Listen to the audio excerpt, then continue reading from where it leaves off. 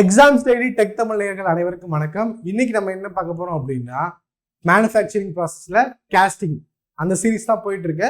அந்த காஸ்டிங்ல நிறைய வீடியோஸ் நம்ம பண்ணியிருக்கோம். அது எல்லாமே பாருங்க. டைப்ஸ் ஆஃப் பேட்டர்ன் பண்ணியிருக்கோம், கோல்டிங் காஸ்டிங் டிஃபெக்ட்ஸ் பண்ணியிருக்கோம், அப்புறம் என்னென்ன அலவன்சஸ் கொடுக்குறோம், லைவ்லையும் நிறைய பண்ணியிருக்கோம். அதையும் பாருங்க. சம்ஸ் பண்ணியிருக்கோம், சால்வ் பண்ணியிருக்கோம்.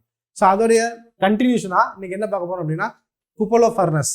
ஸோ குப்போலா ஃபர்னஸ் எதுக்காக யூஸ் பண்றோம் அப்படின்னா, ஸோ ஜாப் செய்யறோம் இல்லைங்களா, ஸோ அந்த டைப்ஸ் ஆஃப் பேட்டர்ன் செய்யும்போது ஃப்ளோ சார்ட் பார்த்துக்கணும். அதில் முக்கியமானது என்ன அப்படின்னா பேட்டர்ன் மேக்கிங்கு, அதுக்கப்புறம் மெட்டல் ஊத்துறது ஒரு பார்ட்டுன்னு பார்த்துக்கணும். ஸோ இந்த மெட்டலில் ஊற்றுறோம் இல்லைங்களா, மோல்டன் மெட்டல் ஊற்றுறோம் இல்லைங்களா, இந்த மோல்டன் மெட்டலை உருக்கிறதுக்கு யூஸ் பண்ணுறோம் இல்லைங்களா, ஸோ அதுதான் ஃபர்னஸ்.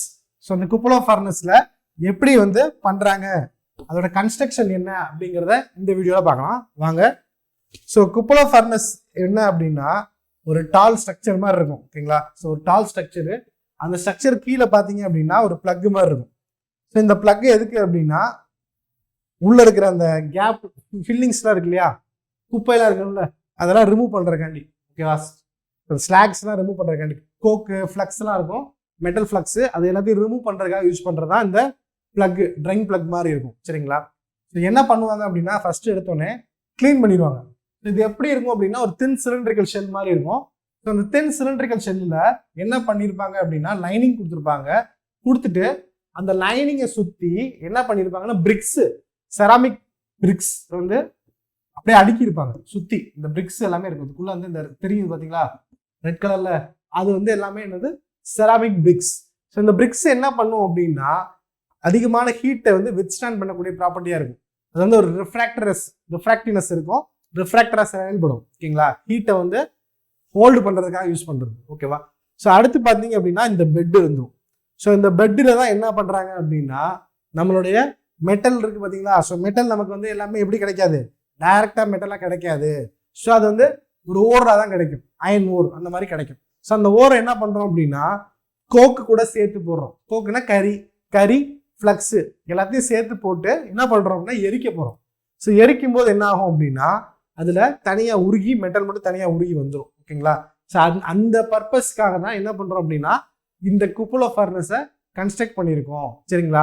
ஸோ என்ன பண்ணுவாங்க, எல்லாத்தையும் உள்ள போட்டுருவாங்க. ஃபர்ஸ்ட் எடுத்து க்ளீன் பண்ணிடுவாங்க, ட்ரைன் பிளக்கை க்ளீன் பண்ணிட்டு உள்ள இருக்கிற டஸ்ட் எல்லாத்தையும் எடுத்துருவாங்க.